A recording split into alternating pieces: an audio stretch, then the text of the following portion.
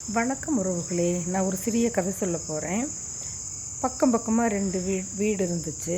அதில் ஒருத்தர் வீட்டில் ஆர்கானிக் தோட்டம் போட்டு நிறைய காய்கறி எல்லாம் விளைஞ்சிட்டு இருந்துச்சு. அது பக்கத்து வீட்டுக்காரர் அவங்க வீட்டில் எவ்வளோ காய் காய்க்குதுங்கிற ஒரு பொறாமையில் டெய்லி கொண்டு போய் அவங்களுக்கு தெரியாமல் அந்த தோட்டத்தில் காம்பவுண்டு எட்டி எட்டி போட்டுட்டு வந்துட்டாங்க. ஒரு நாள் இவங்க யோசிக்கிறாங்க, நம்ம டெய்லி கொண்டு போய் போடுறோம், இவங்க ஒன்றுமே கேட்க மாட்டேங்கிறாங்க, அப்போ நம்ம போடுறோம் தெரியலையாட்டிருக்குதுன்னு சொல்லிட்டு டஸ்ட்பின்னை அவங்க காம்பவுண்டு செவுத்து மேலே வச்சுட்டு வந்துடுறாங்க.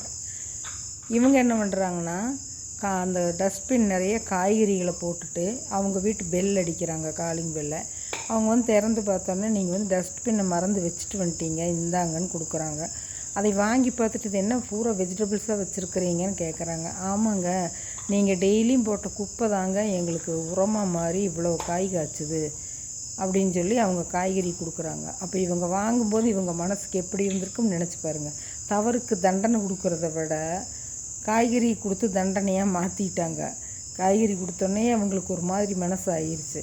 இனிமேல் நம்ம இப்படி செய்யக்கூடாது, நம்மளுக்கு நல்லது செய்கிறவங்களுக்கு நம்ம கெடுதல் செய்யக்கூடாதுன்னு தான் நினைக்க தோணும். பிடிச்சிருக்கும்னு நினைக்கிறவங்களுக்கு பிடிச்சிருந்தால் லைக் பண்ணுங்கள், ஷேர் பண்ணுங்கள், சப்ஸ்கிரைப் பண்ணுங்கள், பெல் பட்டன் அமுத்துங்க.